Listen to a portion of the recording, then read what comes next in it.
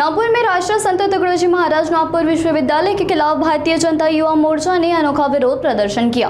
विश्वविद्यालय में परीक्षा प्रक्रिया, रिजल्ट में देरी और प्रशासकीय अव्यवस्था से परेशान छात्रों की समस्याओं को लेकर भारतीय जनता युवा मोर्चा कार्यकर्ताओं ने कुलगुरु को प्रतीकात्मक रूप से 20 गमले भेंट दिए।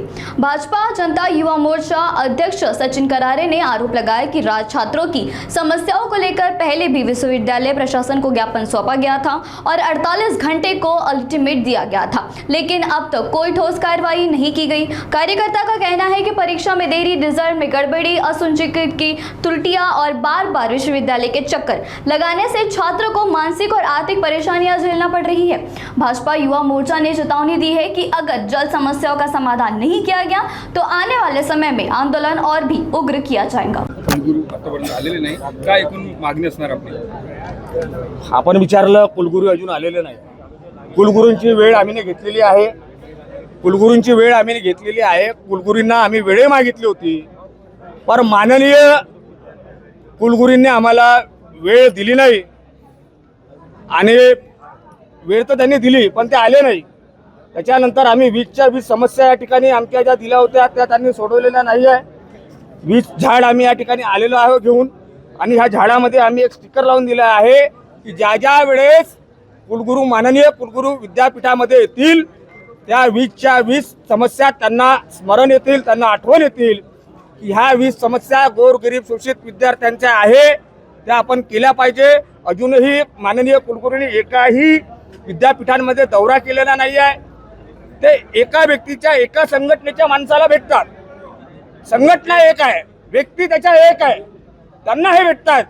पण आमच्या विपरीत विचारधारेच्या लोकांना तर भेटतात।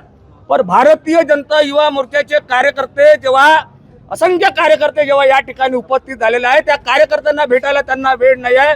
याच्यापेक्षा मोठं दुर्दैव या विद्यापीठाचं आणि ह्या विद्यार्थ्यांचं काय राहू शकते की जेव्हा माननीय कुलगुरूंना भेटायला वेळ नाही आहे। आणि आज आमचे युवा मोर्चाचे कार्यकर्ते तर आहे आणि माननीय आमचे शहराचे अध्यक्ष दयाशंकरजी तिवारी यांच्या मार्गदर्शनामध्ये आम्ही ह्या आंदोलनाला पूर्ण केल्याशिवाय राहणार नाही आहे। आणि जोपर्यंत विद्यार्थ्याला न्याय मिळत नाही, कारण की आपण बघून घ्या, माननीय कुलगुरूंनी एकाही कॉलेजेसमध्ये दौरा केलेला नाही आहे।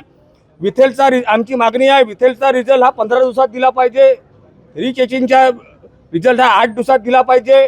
कारण की त्याच्यात असं होत आहे की विद्यार्थी 3 मार्कांनी फेल होतो आणि रिचेकिंगला जेव्हा पेपर टाकतो त्याचे सरासरी 30 ते 20 मार्क पुढे येतात आणि तो विद्यार्थी त्याच्यावर जेव्हा रिझल्ट येतो तेव्हा महिने 2 महिने उलटून जातात आणि तो विद्यार्थी ॲडमिशन पासून वंचित राहतो। ह्या सगळ्या ज्या सुविधा आहे ह्या विद्यार्थ्यांना मिळालं पाहिजे।